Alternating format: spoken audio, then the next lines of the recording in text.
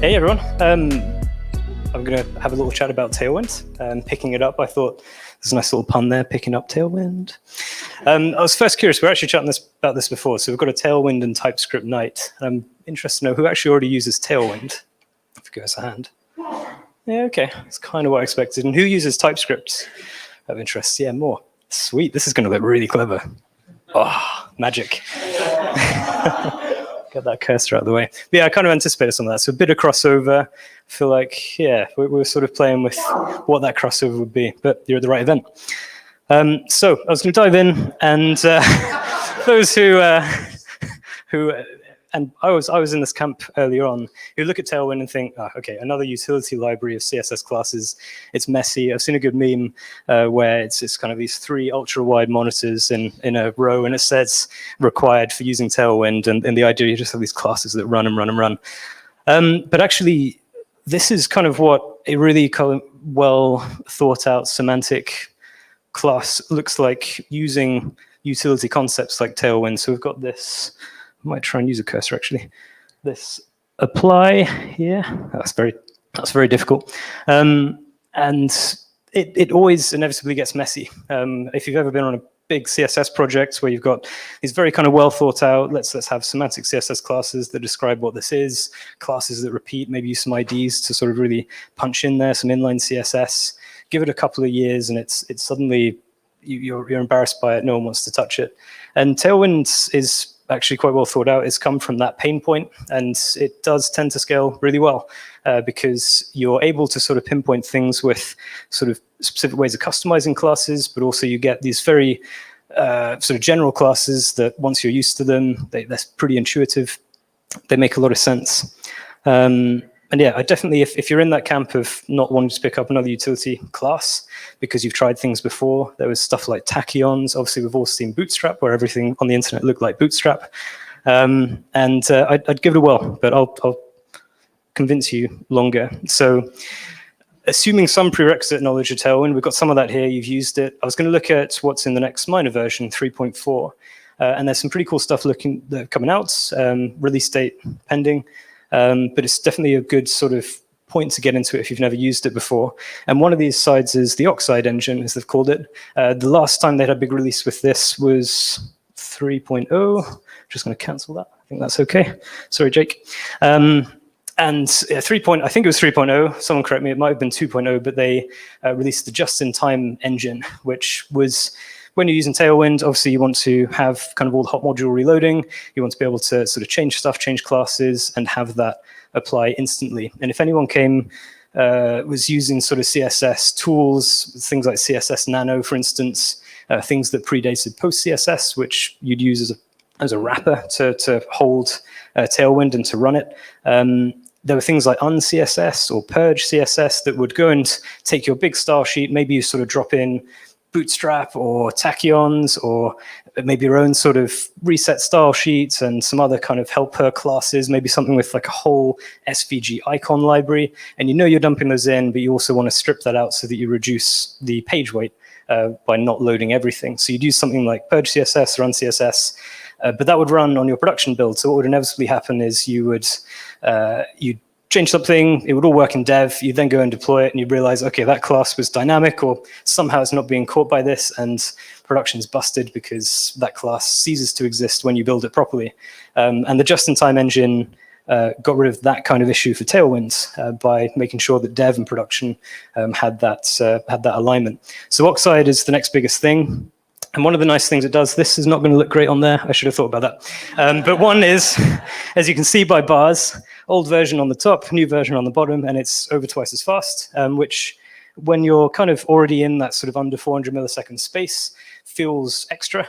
But actually, when you do drop back down towards 100 milliseconds, sort of that below the line of human perception, then it feels instant, which is a really nice experience. So they've got it back to that instant when it was starting to feel like there was just a little bit of delay. And this is sort of timings on a large project rather than sort of fresh out the box, which is a couple milliseconds, 30 milliseconds tops. So faster, always good when adding things. And so with your Tailwind projects at the moment, this is probably quite familiar. You'll have a Tailwind config file that's in JavaScript that's sitting in the root of your projects. Kept it quite simple here, but let's say, for example, you want to extend colors and you want to include your own fuchsia. Definitely, I call it fuchsia. I don't know if that's the official async color. It looks fuchsia to me, but let's say this is the actual async hex. Let's say we wanted to drop that into our Tailwind so we can use it when we call something fuchsia. And then in your app CSS, you have this kind of nondescript Tailwind imports, and you always have 3 of them, and no one really tends to differ from that. So they've made that a lot cleaner. Click that again. There we go.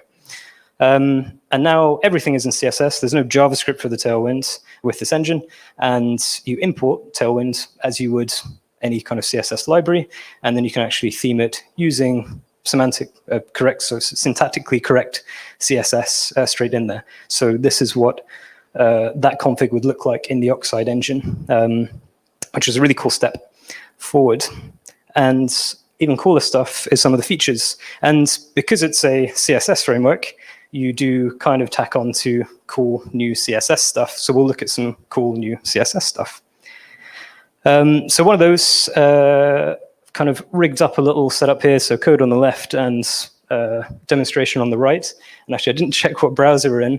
When we're doing bleeding edge CSS stuff, browser compatibility is all over the place, but it gracefully degrades. So we'll see what happens here. But one of those you'll tend to see kind of modern UIs where you have some sort of statement thing. It's usually 2 or 3 lines maybe. And when you're changing, I didn't set this up in a cool way where I could sort of drag it around, but when you're sort of changing the viewport size, it would usually jump around like this. So if I use that cursor again, you kind of see it kind of runs all the way across, a bit like how you'd expect to have a written document with sort of left aligned text. And then it wraps around and you kind of get this big kind of white space area here. And if we are in a compatible browser, which we are, awesome, there's this text wrap balance feature in CSS that is landed in some places, and it gracefully degrades where it's not handled.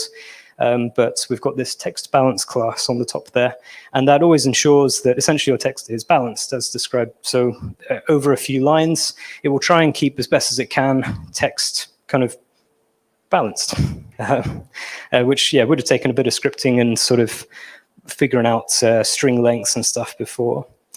And some more interesting stuff. So I've kind of put a very rudimentary little kind of event set up from async events. And this is using grid layouts. And you can see just sort of a snippet out of there, what a grid layout would look like. And I wanted to show off some cool stuff with CSS containers, which Remy, who isn't here, spoke about last November. And I didn't realize just how useful it is. But let's say, for instance, we want one of these events to feature. So we're going to span it across both columns. Now everything kind of sits in a certain way, and you can kind of see this current event, the next event is a bit more obvious. But now as a result, there's a bit more dead space. Everything kind of, the title goes all the way across, and maybe you want to do something else with that. So incoming containers, you can have this idea of a card or any kind of elements in your HTML, being able to, a bit like if you've used media queries where you're on different viewport sizes, you might want to change the way things respond to that. But here you can actually say, cool, if this event card is given enough space, so let's say a large breakpoint, it uses this parent container. So you see the top line there, @container, which is a valid CSS class. You can throw a lot of special characters into CSS classes. And then the image here is going to show when the container that it's within is large enough. And so we sort of fill the space quite nicely. And yeah, it's one sort of simple example, but you can sort of picture how that would come together. And the way that you can do that very obviously, you can see where the container is looking at the HTML. You can see what's going to happen to elements within that container. Definitely puts this in a step of it's quite nice to see that in your HTML rather than have that magically happening somewhere else, which would probably prove a bit more confusing. And I'll wrap this up. The other, I'd alluded to this earlier, but another nice feature in Tailwind is the way it's quite future-proofed. You can use concepts that aren't available yet, or aren't sort of just explicitly defined in Tailwind. Masonry, for instance, isn't supported anywhere in sort of current browser versions. So I've faked it on the side to sort of do something that Masonry probably wouldn't do, but you can kind of see another event container expanding and then showing an image. But yeah, these sort of square brackets, you can really mess around with these sort of special characters in CSS classes. You can then plug something in there and it will actually verbatim use that. So this is setting the rows value in CSS Grid to Masonry. And if there was something else called something else in the future, you just put it in those square brackets and it will automatically plug it in. You don't need to wait for Tailwind to add kind of explicit support. Cool. That is that. Pick up Tailwind. And I was also going to plug James, who is working on a browser extension that interfaces with Tailwind, where you can expose your design system. So say you're on a page, it's Tailwind styled, you run that extension. I think this is pretty new, not released yet, or? It's like in the Chrome Web Store, but it's not, you can't search for it. Okay. Hidden in the web store. So yeah, maybe we'll get a link up in Async Slack or something if everyone wants to try it, or catch James if you want to give that a whirl. But that's, I think it's quite a neat way of doing it. So you could expose it to, say, a designer and be able to sort of tweak properties without having to do anything hopefully too special to the underlying page. And it's probably worth adding to that, there's a huge ecosystem around Tailwind that makes it that much better. That's me. Thanks very much. So yeah, today I'm going to talk to you about the power of TypeScript, and all of this code is open source on GitHub right now. If you scan that QR code, you will get there. You might want to take a picture of it because I'm sure you probably will want to go back and have a look at this because I've got a lot of stuff to cover in a very small amount of time. Little bit about me first. I'm what I like to call full stack TypeScript developer these days and director of Blink Orb Limited, or as most people say, I'm a contractor. Currently looking for contracts, so if you have anything available after this, come and chat to me. But yeah, so this is we're going to start off with some sort of basics of TypeScript for anyone that hasn't written TypeScript before, and we're going to gradually ramp up the difficulty to the point where, you know the term imposter syndrome, when you go somewhere and you're not sure you were really meant to be there because you don't understand anything? Hopefully by the end of this, everyone will feel that. You can find me online at Jake Sid Smith on all the things, Twitter, LinkedIn, GitHub, jakesidSmith.com, yada, yada, yada. Anyway, found a legit quote from a famous person that I thought kind of summarized people's feelings about TypeScript. You underestimate the power of the TypeScript. If you will not fight the types, then you will meet your bugs. It's slightly adjusted, obviously. So there's kind of 2 points why I chose this. The first is that I don't think I don't think everyone that thinks they use TypeScript well really uses all of the features of it. And those are the things I want to cover here. And the second part of that is that I think when everyone first starts writing TypeScript, they think it's evil. And they have, you used to write JavaScript and everything was totally fine. Things just worked. And now all of a sudden your code won't even compile. And so instead of trying to fix those things, you start putting as any all over the place. And then you run into just even more problems because all of a sudden your code compiles in terms of the types, but the code doesn't work.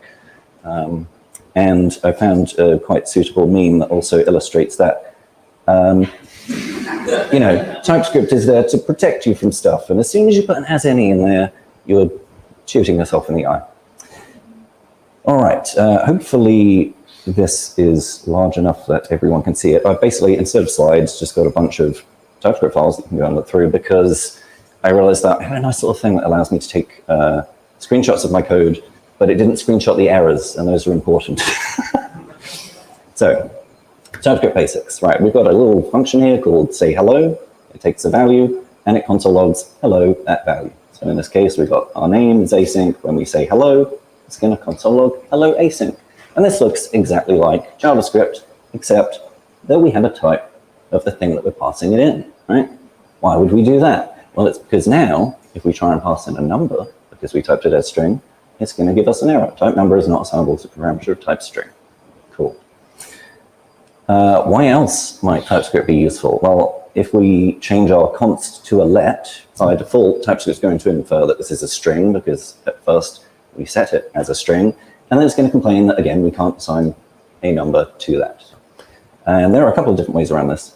I should also point out that TypeScript infers consts as exactly the string async, for example, whereas this one, because it's a let, because it can be redefined, is the looser term string, so you could set it to any other string. So, in order to allow us to set our name to be multiple things, we can add an explicit type here. So we've set it can be either a string or a number. And now you can see that our name can successfully be set as 123. But now we still can't call say hello because now it's a string or a number, and say hello still only wants a string. And there's a couple of different ways around this. You could add a type guard. So in this case, we just check that it is a string using the type of keyword first. And now you'll see inside this block, oh wait, why is that never? I shouldn't say never.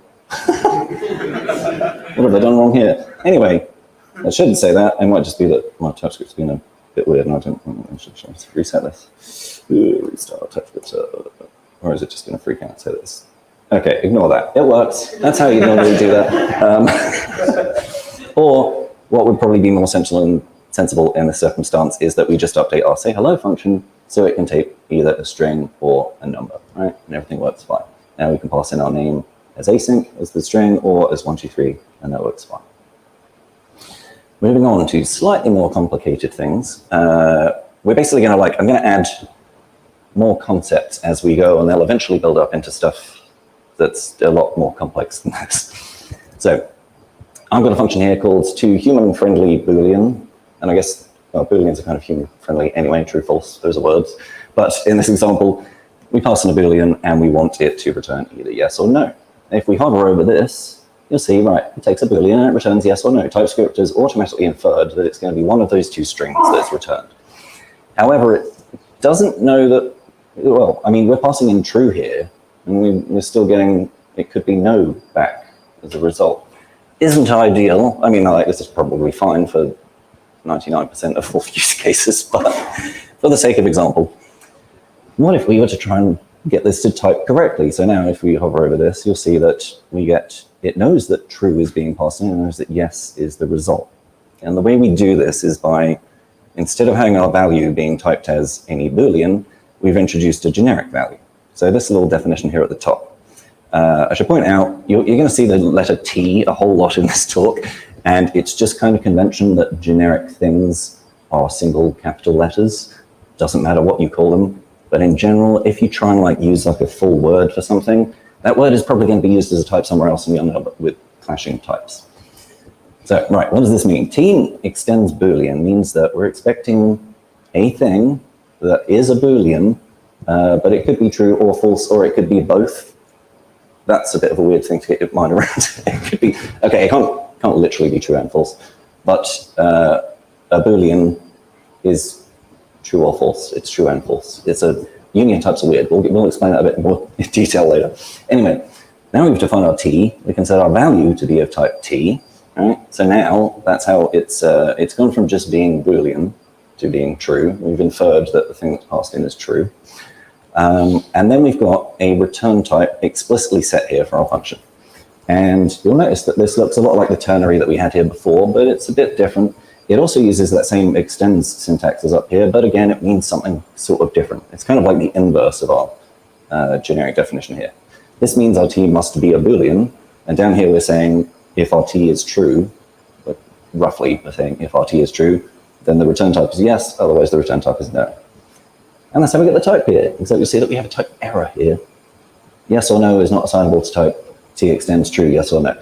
And that looks kind of weird because when you look at this, you think, well, why is yes or no not the same as ternary yes or no? And it's because this yes or no type is, like I say, it's kind of yes or no or both, or it's like I was going to say, to simplify things, it's just like quantum computing. Well, I mean, if anyone's heard that whole atoms or electrons can be in two places at once until observed, a Boolean is both true and false until we prove that it's one or the other, right? If that makes any sense. But yeah, the problem here is we've set our return type to be one thing and TypeScript is inferring this as another thing. The way to overcome that, and in general, you kind of want to avoid this keyword, you can use as. Like, so we can say that this thing that we're returning is this type. Sorry, TypeScript, you were wrong, we know better than you. And that's why you kind of want to avoid it, because it's very easy to think you know better than TypeScript, and you don't actually, and then all of your code looks like it works fine, and it doesn't. But yeah, you can use this to override stuff. It is nice, though, that it's not as any, at least, you know, we've got a slightly more stricter type. So, all right, next up, we're going to talk about unions, what's the word, intersections and extending stuff. We've already seen unions in these previous examples, but in this case, we're using some slightly more complex types just that you can do it with some other stuff. First thing up here, this enum, for those of you that hasn't written TypeScript, it's basically just an object where these are the keys and these are the values. These interfaces are types that describe an object. So in this case, we've got two animals, a duck and a beaver. Each of them has a type. This one references our duck type from our enum. This one is the beaver. One has a beak, the other one has fur. They're both aquatic. And then we've got a type alias down here, where we're using a union to say that our animal could be either a duck or a beaver, much like we had previously. And so we've got a tell me about function that we give an animal, and it's going to log some stuff. Now you notice that inside here I've got an if statement, so we can check whether our thing is a duck, for example, just by checking if the type is of type duck, and if it does, we can log about its has beak property, because it has that. You notice though that we can't log about its has fur ability, because a duck doesn't have fur. Probably should have phrased that a little better. And inversely, in the else statement, because we've only got duck or beaver, in the else statement, it's going to be a beaver. So we can log has fur and we can't log has beak. And I use the having an explicit type property on here so that it's a little bit more readable in your code, but you can type guard against things by checking specific properties on them. For example, we're checking in this if statement if the animal has a has beak property. So we know that inside this piece of code, it's going to be a duck. Cool. Was that a hand? No? Okay. All right, next up. So I've removed the type property from these, and I'll show you why in a second. We now have an intersection type where we have a platypus that is both a duck and a beaver. You'll see why I chose those animals now, right? So our animal that we pass in now, we can log about its has beak and its fur and its aquatic properties because it both is a duck and is a beaver. It has fur and a beak. But the next thing I want to show you is why I see people use this a lot in TypeScript, but it's not necessarily the best way you could write this kind of thing. And the reason for that is the reason why I've removed the type property from each of them. You can intersect two types that do not work. Like, for example, if I left the type property in both of these, what is its type now? Because it can't be both duck and beaver. Like if you combine those two things, a duck beaver.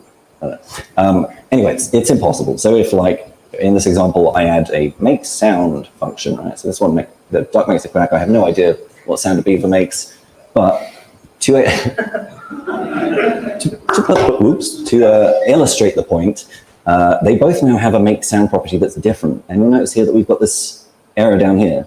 Make sound does not exist on type never, because the platypus was reduced to type never because it can't possibly both quack and I have no idea at the same time. So all of these properties, down here it's complaining Boolean is not assignable to type never, yada, yada, yada. That's because those two types weren't compatible, but we tried to combine them. The way you overcome this is by using extends. Now, extends is really nice because it will warn us if there's any issues with the two types. So here we've got a new interface, platypus, and it extends both duck and beaver. And then we've not given it any additional properties in this example. If we hover over this, you get platypus cannot simultaneously extend both duck and beaver because make sound of types duck and beaver are not identical, right? Because it knows that those two things wouldn't work. So to fix that, you can use some utility types. In this case, I'm using omit, which will remove a key from an object type, an interface. But you could also use pick to pick the specific keys that you want. So in this case, I'm removing the make sound from both our duck and our beaver, and then I'm giving it a new sound woof, because I don't know, I sort of ran out of ideas at this point. But now we have a much safer type. We know that they're definitely compatible, and we've changed the make sound property. So inside here, we know that it's definitely going to say woof. Cool. What was my second example in here? Oh, yes, right. If you didn't think that was simple enough, you could write your own merge type, which I don't know if I should really bother to get into this. TypeScript doesn't come with a utility type like this because there's a few different ways you could interpret how it works. In this case, it's just going to take all of the properties from each and stick them together. And if it makes a sound, it's going to create a union of that. Or if there's two things that, if there's a property that has two different values, it will create a union of those for you. But yeah, I don't know. Does anyone want me to go into how this works at all? Because it's going to get weird. Can you just explain why TypeScript doesn't provide that? So because, for example, I mean, in this case, I've decided that if there's two properties that have different values, I'd like a union of them.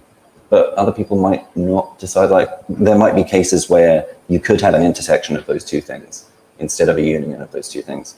Or, you know, if each type, if one type has a property that's optional and the other one has one that's required, when you merge them, is it an optional property now or is it a required property? Which one of those two interfaces takes control? You know, there's a whole bunch of different ways it could be interpreted. Yeah, I'm not going to explain how the merge thing works because we've got some simpler examples that we can use to go on to that. I'll just close all of these, probably got too many things open. All right, cool. What was up next? Template literal types. Okay, we got a toString function, and all it does is take a number and then call number.toString, right? But that's not great because look, we're passing in 1, 2, 3, and it just thinks it's a number and it returns a string. What if we could get it to take a specific number and return a specific string for no particular reason? We can do the same generic thing as we did before, except in this case we're saying t is a number, not a Boolean, and so now we've got a value that is of type t. If we hover over this now, you can see that it correctly infers that our value is 1, 2, 3, but it's still returning just a string, and that's because the built-in toString function just returns a string. We can't change that, but we can as it, as we did before. I'm just going to skip the example where I don't as it and go straight onto the as one. So this, right, God, what's going on here? This is a template literal type. It uses backticks, like you would use a template string, and like a template string, it allows you to put stuff in it. So in this case, we're putting our generic t into it, and so we're going to end up with a string that contains our number. So if you hover over this, it takes the 1, 2, 3, and it returns a string of 1, 2, 3. Ta-da! Template literal types are like ridiculously powerful in TypeScript, and probably more examples than I should have had. We'll use them. The next one, to uppercase. Right, that's a thing that happens in, I don't know, how often do you really use that? Anyway. We've got a to uppercase thing that exists on strings anyway, but again, it just takes a string and it returns a string, but that's boring. TypeScript has an uppercase type built into it. So you can, again, have a generic t, and we're just going to say that the result of this is uppercase t. And there we go. Async in all caps. Wow. Not super useful on its own, but you'll see why this is useful the further on we get. Have you ever tried to do like code generation from some stuff that already exists? Like, say you have a bunch of types for your API and you'd like to create an API sort of automatically that already has all of the different getters or whatever you need. Like, say you just had, you knew all the names of your models are, the different bits of data that you have, but you want like an interface that has a get name function. Well, in this case, like I'm doing here's the JavaScript for converting name to get name. You know, we just put get at the start, uppercase the first character, and then just include the rest of the characters. But again, we've got string, name. Instead, we can create a type for that as well. And this works sort of like what we had with the uppercase one already. We are using this uppercase type. I've pulled the complex part of this out into its own type instead of including it in the function definition, just so this is a little easier to understand. We're just doing as, and then we're referencing our type up here. Again, I've got t_extend string to say that this should only take strings, but it doesn't really matter because it's already constrained to a string down here. Here's where I'm going to introduce a new concept, which is we've got a conditional type here, but the thing that we're checking it isn't really, I mean, it's a string and it's got some stuff in it, but it's not like a specific string. What we're doing here is this conditional type syntax where you have t_extends something question mark allows you to infer parts of stuff. So in this case, we're inferring some parts of this string. And the way this works is these parts, I'm going to call them, that's probably a better word for like the parts of a template literal, are greedy to some extent, meaning they will consume as much of that string as they can. What that means is that if you have two of them next to each other, the last one is going to be greedy and grab all the rest of the string, and the first one is only going to be allowed the first character. So in this case, when we infer first is going to be equal to n from our name, and rest is going to be equal to AME. So that allows us to then construct a new string using template string again, where we manually put get at the start, then we uppercase the n from name, and then we just include the rest of aim. And we get name. Nice. Is everyone following? Is it like, this might be the point where I need to start. Sorry, Dan. I'm sorry. Yes. Is a first and rest keywords, or are they variables? No, they're just words I've chosen to include. Variables you give them something. Yes. Sorry. I should repeat that for the. So, no, so the infer just gets some letters from your type. I could change these to whatever I want. I've tried to give these sensible names for the sake of demonstration, because otherwise you'll forget what they mean. And for my own reference, there we go. They could be F and R, they could be whatever you like. And although I'm using a template string as an example of how you can infer some stuff, it doesn't have to be for a template string. If we had, let's just write a type real quick, type thing, takes a t, say our t was an array, we could check if, infer t, right, or never, right. So in this example, I should name this better, let's call it like get array value. If the t that we pass in is an array, we can infer the values that are in that array and return them. So if we had a string array that was passed in, you just get back the string type. If you had an array that had numbers and strings or whatever you want, it would return all of the different types of value that it could be from that. All right, next up, even more complex. So we've done our two-getter thing, I'll call it. I said, well, what if you wanted to generate an API for your API, an interface for your API? So we've got, I've defined some types here. We've got a user type, it has an ID and a name, and we've got an address that has some more stuff in it. And I've created an API interface. Let's just imagine that these were actually generated from some code on the back end somewhere. And so they're already provided. And fortunately, the way these are exported is that, you know, the name of our thing, it directly maps to an endpoint in this case, thank God. So we're going to make a request to api.example.com/user or /address. But right, so we got to create API function here.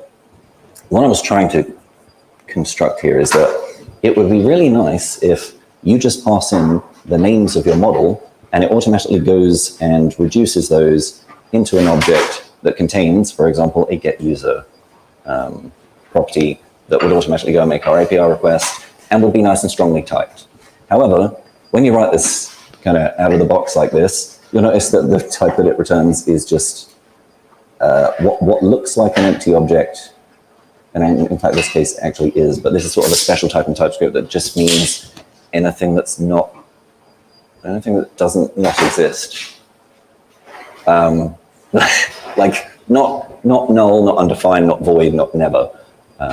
Anyway, the reason that we've ended up with that is because when we're doing our reduce here, so I'm not going to explain exactly how reduce works. I hope most people have seen it before. We're kind of like, we're just mapping over an array and accumulating. I said I wouldn't explain this. I feel like I have to. Reduce is a function that exists on arrays. It takes a what do you call this? A callback that does some stuff and returns some stuff, and the second argument to it is the accumulated value's default value. So in this case, we pass in an empty object. Then each time this object, this callback is called with the value in that array at that point in time. So it will first be called with user, and then it will be called with address. And the accumulator starts off as this empty object we passed in, and after it runs the first time, it's going to end up with a get user property in it. So the next time this is called, it will be an object with a get user property. And then finally, and this spread is just like copy all of the stuff in there, it will add a get address property. Cool. But like I say, types aren't great in here because like we can't even use this, even though technically in the JavaScript world, this would work fine. TypeScript is not happy about it. We can have a go at fixing that ourselves. So here we go. I've added an as record thing here.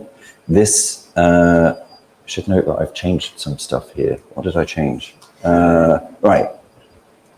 Backtracking a little. We've got a generic T here.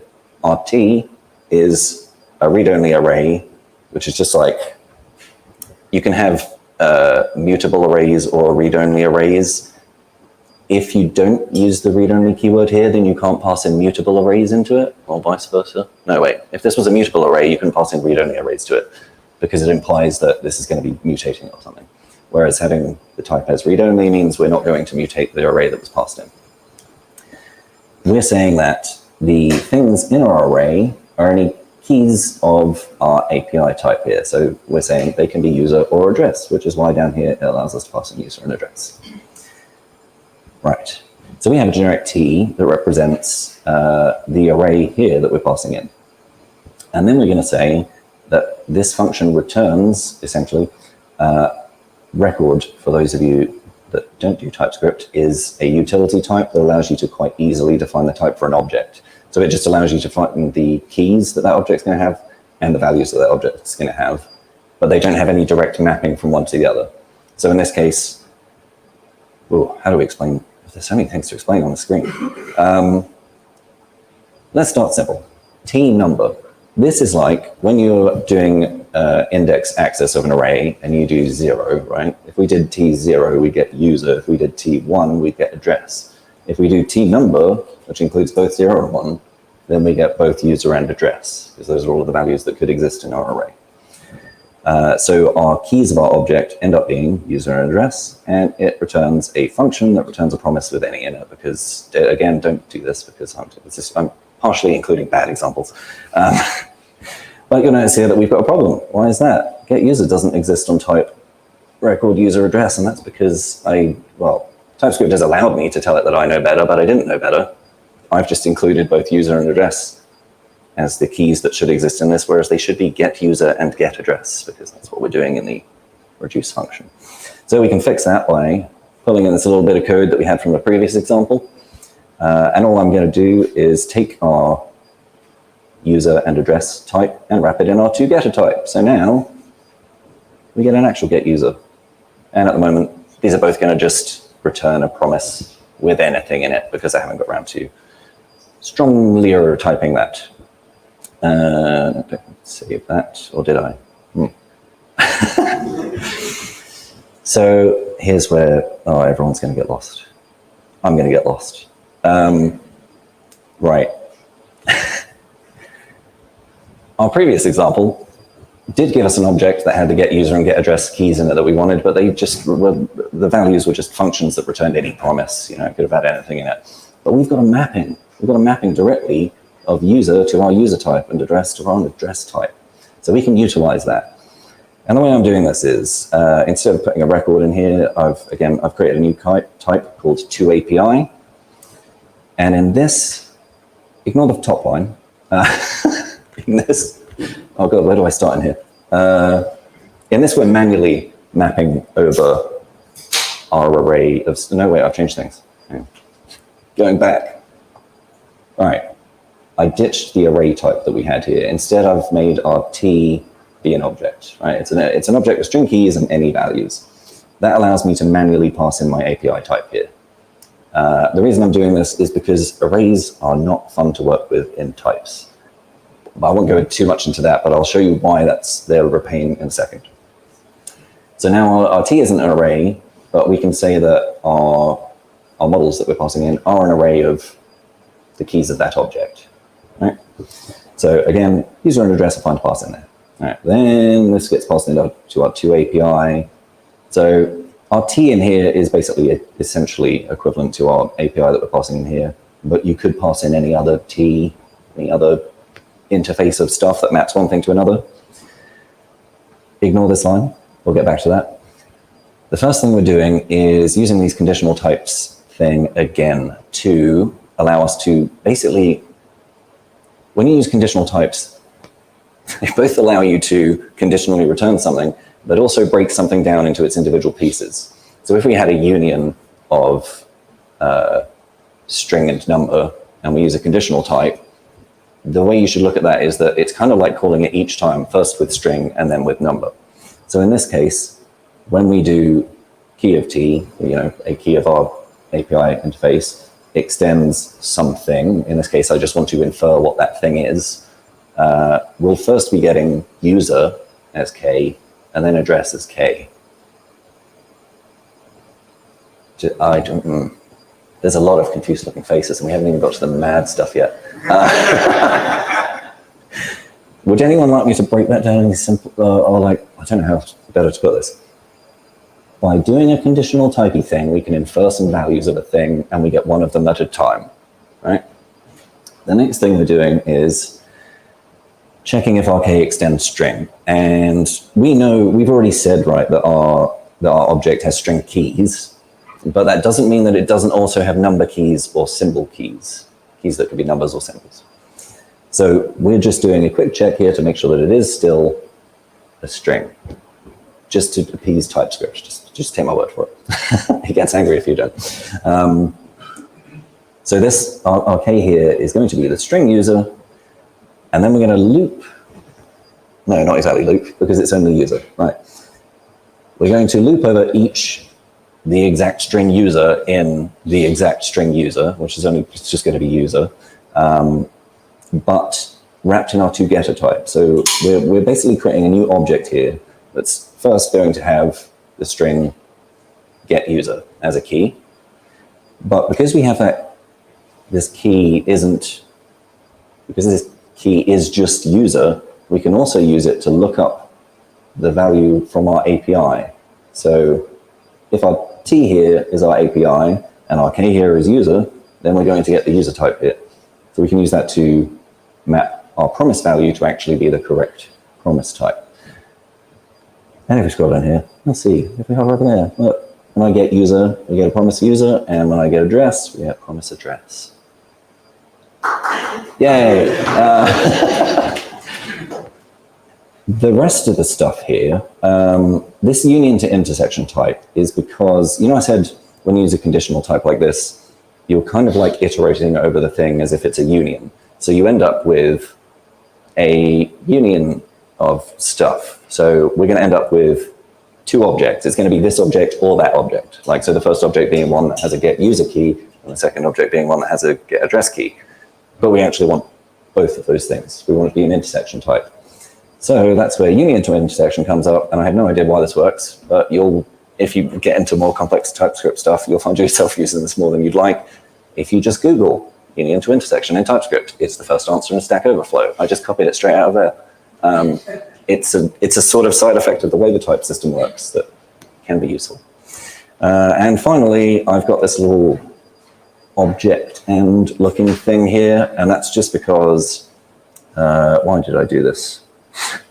Because the union to intersection hypothetically could return a never, and when it thinks it could return a never, then we couldn't spread our accumulator down here. So we're just saying I said this is like, it definitely exists. It's not never or null or undefined or void.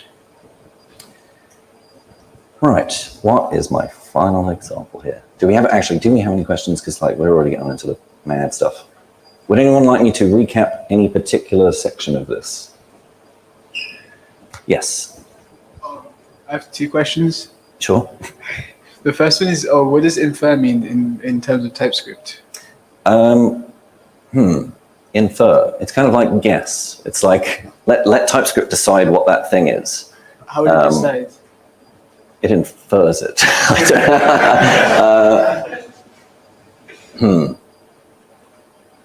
I've never really thought about how you would explain the word infer in another way. It is kind of like your TypeScript is making an educated guess of what that thing is based on what you've given it. So in this case, we're saying infer one of the keys of our object, and because it already knows what object it knows what keys should be in there. Is there a case where it infers the wrong thing? Wait, infers the wrong thing. I'm not entirely sure what you mean. We're saying it's guess. Sorry. We're saying guess. He's asking like, Could it guess it wrong? Well, in a way, it sort of has here. That's why we had to do the k-extend string thing, because, well, it's not wrong, but like, in fact, it's too right is the problem. It's inferred that our k could be things that aren't strings. Even though we know for sure that we're only going to pass in string stuff because we've constrained it to only string stuff. But it thinks, oh, it could be other stuff. It's not wrong, it's just less than ideal. Is it like type inference? A long one, it's very quick. I was going to say, like the type inference stuff in TypeScript, is it like forcing that more so? It's not forcing. I mean, TypeScript's doing it all over the place. It's just that we are trying to get a reference to something that it would have inferred on its own, I guess is the way of putting it. TypeScript already knows what the thing is, and we want it to tell us what that thing is. Yeah, so another way of describing it, I guess, could be like inspect. Like you're saying, okay, this thing that we've got, like give us more information about this particular part. Exactly. Yeah. Yeah. Oh, the second question was, I think in the previous examples you had like to uppercase. Yes. Is there already libraries built into TypeScript, so you could just do that? Yeah, so that is one of the utility types that's built into TypeScript. It comes with a bunch of them. In fact, I'm going to have to remember that we're on this file. Let's do uppercase. There we go. So if you, not that one, this one. If you click through or go to type definition, this takes you into the types that are defined by TypeScript. And you'll notice here that these look kind of like the types that I was writing. They've got a generic S in this case because it's a string. I guess they preferred S. All the ones that say intrinsic mean that that's actually going to run some code. Like the type doesn't really exist. That's calling out to some intrinsic thing that TypeScript does. But yeah, there are a whole bunch of types in here: uppercase, lowercase, capitalize, uncapitalize. So that will just convert the first character of a string. Oh, could have just used that in my example where I did uppercase, where I did the uppercase first character. I've got a question. What if it's a string that's got numbers in it as well? What do you do about that? So say it's like an email address or something. In the case like of uppercasing a thing? with your two strings, does the string convert all of it? Or do you have to put the string and the number as well at the same time? Like you did earlier, joining together. Let me just go back to, was that in, the top. literal, in this example, Yeah. where, oh no, wait, that was, so that's converting Yeah, number there to a we- string. In that other one, if sorry, the last example, if it had a number in the string as well, because it's still a string, but it might have numbers in it. A string can have numbers in it, and to uppercase will just keep those numbers as they were because there is no uppercase equivalent. Or it's in the one where you had the rest. the rest keyword. Oh, right. Sure. Where was this? The getter one. This one? Yeah. So in Right. that case, if first So- was a number, it would still be a string. Yes. If first is a number, it will still be a number. If rest was 1, 2, 3, but it's still the string 1, 2, 3, as opposed to being an actual number. And actually, that's one of the downsides of TypeScript is you can't, in types at least, as far as I know, you can't convert a string to a number. You need like a giant lookup table of literally every number ever, which is, there's a few. I've been trying to find a better way around that, and I think people really want them to add that to TypeScript, but I don't know if we ever will get it, because I don't know if you ever really need it, sadly. Except me doing one of my examples later. All right, cool. Are we good with ish? Good-ish with where we are at now, and I can't remember what the fifth example was. There would be infer K. It's got similarities to. No, the infer K, I think you might tell me if I'm wrong here, but it's got similarities to the whole T being a generic. Like an argument to a function could be generic, and you say, well, we don't know what this is, but TypeScript will look at it at runtime.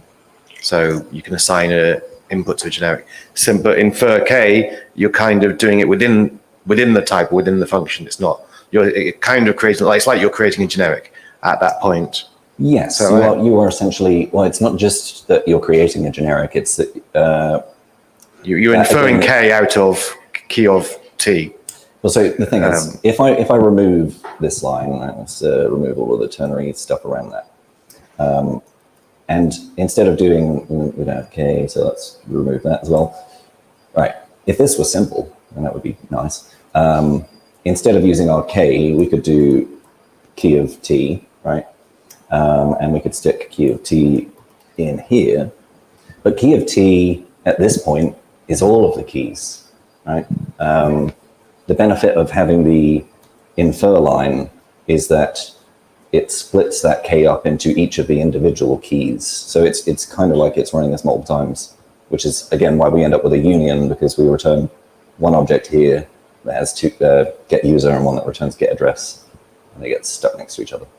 But yeah, it is essentially like an inline generic that also is all of the things instead of, each of the things instead of all of the things.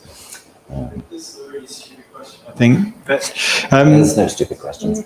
Oh, you wait.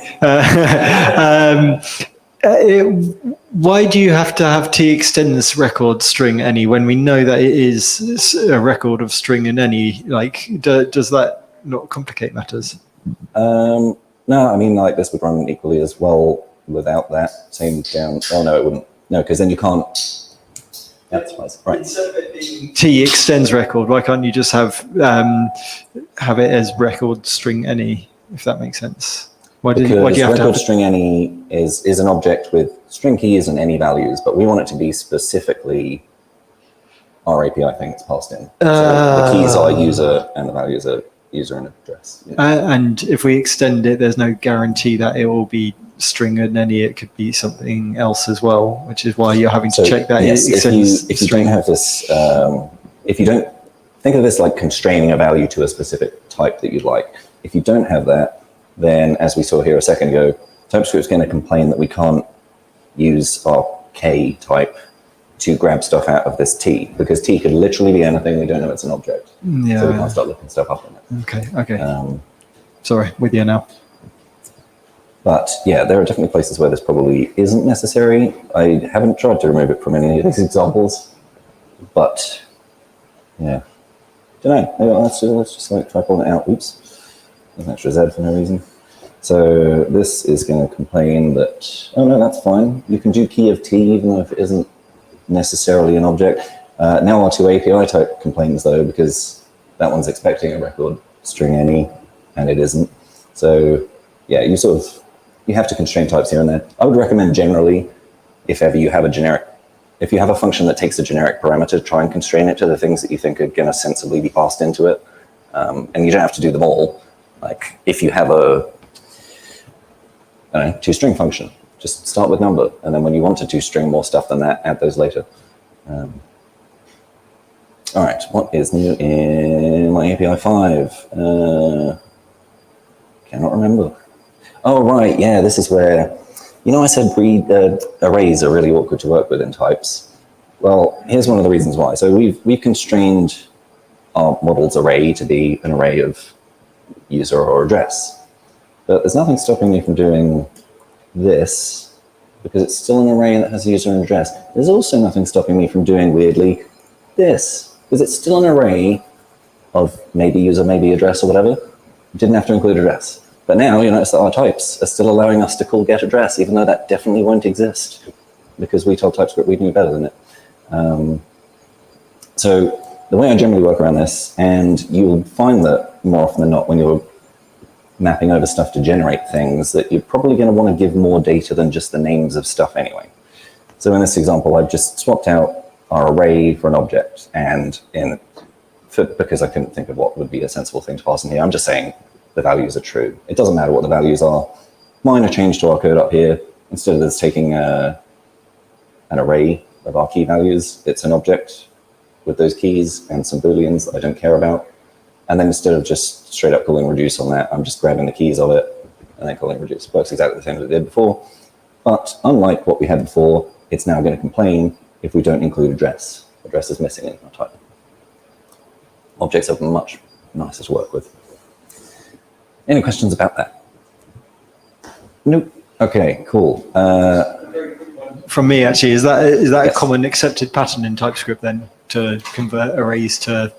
It's like that no, sort it's of- just I don't think it's commonly accepted. I mean, I don't think about it like converting arrays to objects. It's more that if I was going to build something like this from scratch, I would just, because I've done this a bunch of times, start with an object, because I mean, not only because they're easy to work with type-wise, but because they're more flexible, because I can add some additional data in here that will still be mapped. Gotcha. I think I've seen this same pattern in Prisma as well, so I was just curious. Sorry, did someone else have their hand up? Okay, cool. Sorry, proceed. Okay, let's get on to hopefully slightly less complicated, slightly more useful things, because, I mean, not that that API stuff was unuseful, but I don't know how many people are going to really care about how well mapped their types are. And that's what I mean about how people aren't really utilizing all of the features. So here's something that probably a lot of you, if you've written TypeScript before, have done, right? You've got something that you've got some. Thing was a really bad choice of word. Thing, you got a thing that you know is going to be an object with string keys and number values, and you want to define some stuff that adheres to that idea of having string keys and number values. So you type your thing as one of our base things, and now if I try and change one of those values to a number, it's going to complain that that's not a string, right? I've got a self-object function here that just returns the value that was passed in as an example of why this isn't ideal. So the first thing is our base thing here is just any object with string keys and number values. So what we get back from this is our base thing. It's just an object with any keys and any values, which looks fine here maybe, but as soon as you start to do that with something else, like what was one of our other examples where I was creating the API by looping over the keys in an object, you wouldn't get back a sensible API object. It would just be an object that had like whatever you want as keys and returned promise any values or whatever. But you can overcome this, first of all, well, this is like one step towards overcoming it, by using the satisfies operator. So what this means is that our thing should satisfy being an object with string keys and number values, but it doesn't actually change the type of our thing. You'll see here that if we hover over it, we've got foo number and bar number. Whereas in the previous example, if we hover over it, it's just a base thing. But we don't want it to just be a base thing. We want it to be like actually this thing. And so now if we look at our self-object function, it knows that, oops, the stuff that's being passed in has foo and bar keys and their numbers, and it returns foo and bar keys, but their numbers. And again, not ideal because, I mean, I can see exactly what numbers these are, and maybe these aren't going to change. You can overcome that with asconst. Asconst satisfies base thing. So this means this thing, so this does a couple of things. The main thing being that it makes these keys read-only, as you see here. So we cannot redefine these keys now. I cannot do thing.foo equals and give it some other value. It will always be 1, 2, 3. And the same thing with bar.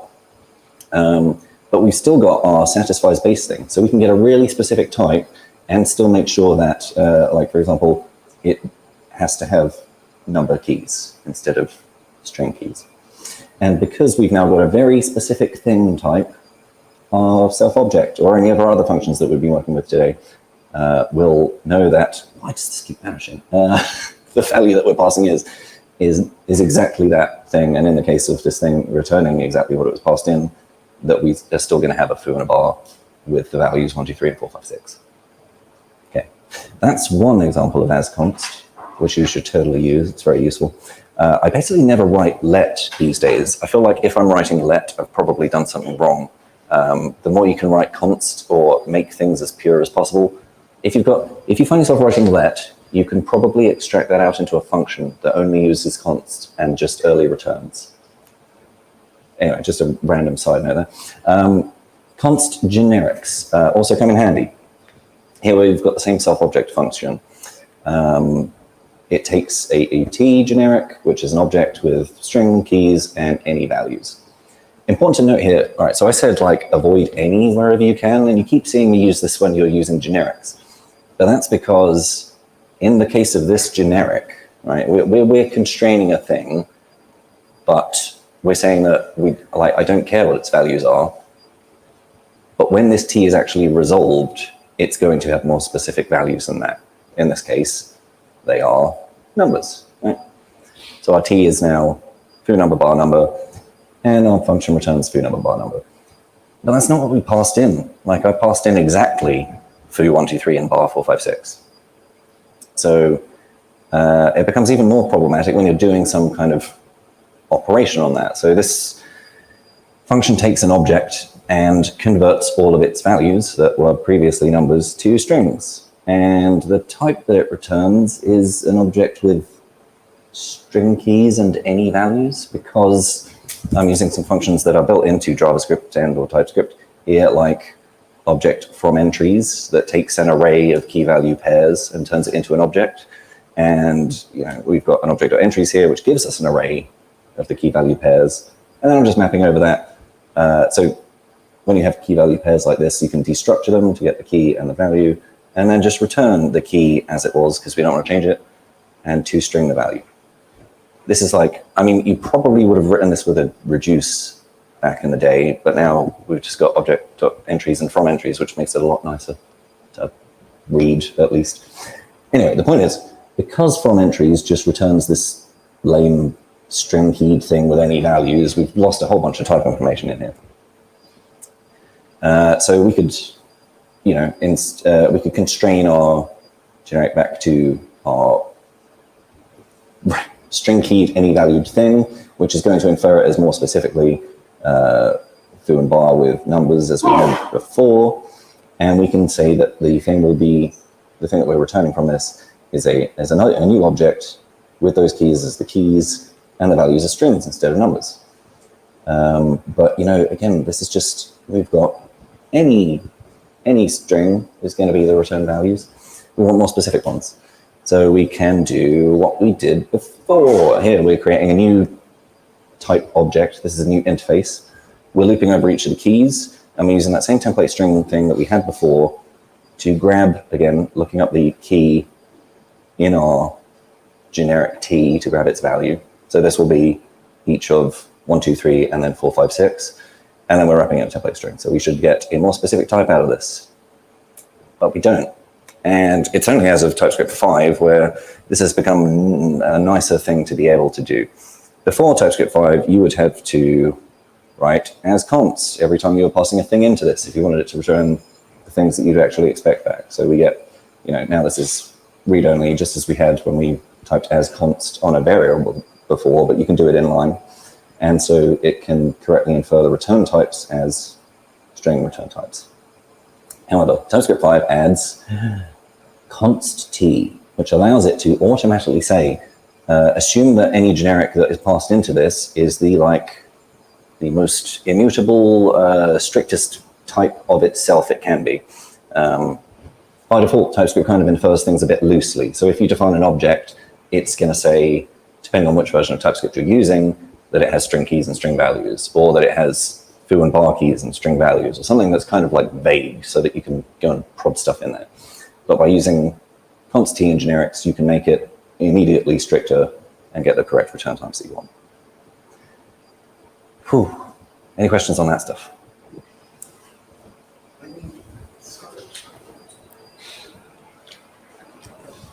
Being past a microphone makes your question feel more important, so now I feel awful. But when you put that const up there, in the generic declaration, are you essentially saying my method is pure? Yes, you're both saying my method is pure and tell me the exact stuff this thing is. Okay. Otherwise, it assumes anything you pass in, you might mutate within your function. So exactly. If I have this const here, because the stuff that's passed in gets inferred as being read-only, it means we cannot mutate those things inside the function, which is why, why nicely from entries and object or entries and map are all pure operations where they just take a thing and return a new thing instead of mutating it. Out there question, but could it not work it out from the fact you didn't mutate it? Yeah, but then it would need to read a whole bunch more code that it doesn't want to know about, you know. Okay, cool. Thank you. I think it's mostly just that because TypeScript wasn't that strict about the way it inferred types originally, they don't want they don't want strict to be the default now. Because not only does it mean that any code bases you've got that used to work on an old version of TypeScript are going to need a whole lot of updates to make them work with the new version. But I think there's it's harder to onboard people when you start with the strictest thing and assume that everything's read-only and work the other way. Thank you.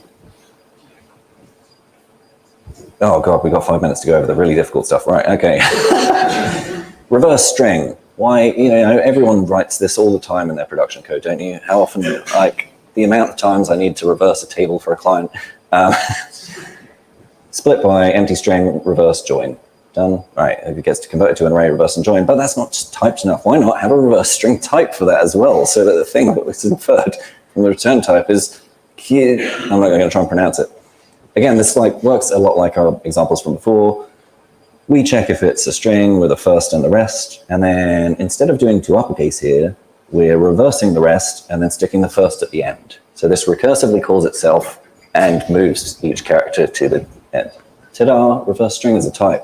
What else can we do? How about kebab case to camel case? Phew, less than 5 minutes. Right, how does it work? I don't know. Sort of the same thing as before, except instead of just inferring the first bit and the last bit, we're also including a hyphen to make sure that we're either getting the different chunks of words.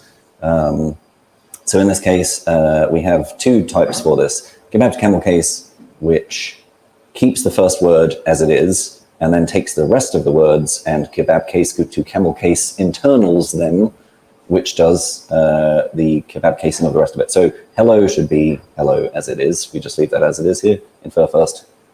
Same. And then we take async and we pass it into this top function where we infer the first character of the word, the rest of the word, and then a hyphen, and then the rest of the sentence, whatever that is. So we have, well, and in this case, async doesn't match that because it doesn't have another hyphen after it. So this condition fails and we go into the next one where we just get the first character and the rest of the word, uppercase the first character, rest of the word. If it did have a hyphen and then the rest of the stuff, like this one here, so we'll have works with more words too, it takes the first character, uppercases it, puts in the rest of the word, we ditch the hyphen that we had there in the middle, and then it calls kebab case internal again, recursively, with the rest of the string. So you get, this works with more words too. Ta-da! Where do I stop? How about bubble sort? So I wrote this a while ago and I was trying to think about how I'd explain this. I can't exactly remember how it works. But it works. We put in hello async, can you get back? So nosy. Jesus. Right. The most important part is this, where we are comparing, right, actually, start. We've got just a big string that contains the characters in the order that they should be, which I've generated with this little comment at the top here. By the time this sort symbol is called, A and B are each one character. And then we're basically checking that A and B appear in that string in the order A, B, with either some text after it, some text before it, some text either side of it, some text in the middle of it. And as long as it matches each of those, we return AB as it is. If it didn't match any of those, we return BA. Right? Sort once, draw, takes a, I don't have enough time to explain this stuff. Oh god, it does some mad stuff. Basically, this sort internal, you'll notice here that sort internal is called with T twice, and that's because when it calls itself internally, it calls it with its original sorted version plus a shorter version of itself, so it runs as many times as that string is long. Some inference stuff happens here. Just go and have a look in the repo after this. And finally, because I couldn't not do this, JSON.parse doesn't give you sensible types back for stuff. It just returns any. So here's JSON parsing the TypeScript types, which is surprisingly small. But this isn't a complete example. I wrote this in like half an hour. You can see here that the result of this is, well, it's an intersection of types, because there are nicer ways to do it, but it's even more code. Where foo is true and bar is baz, and our nested thing is an object with a hello and a world string key. And you know, remember what I was saying earlier about how it sucks that you can't convert string types to number types? That's why I took out the 1, 2, 3 example, because it's the string 1, 2, 3. There is no way to do that mapping without a giant lookup table. Yeah, I'm not even going to go into this. That'll do. It strips out some white space and stuff, and then madness.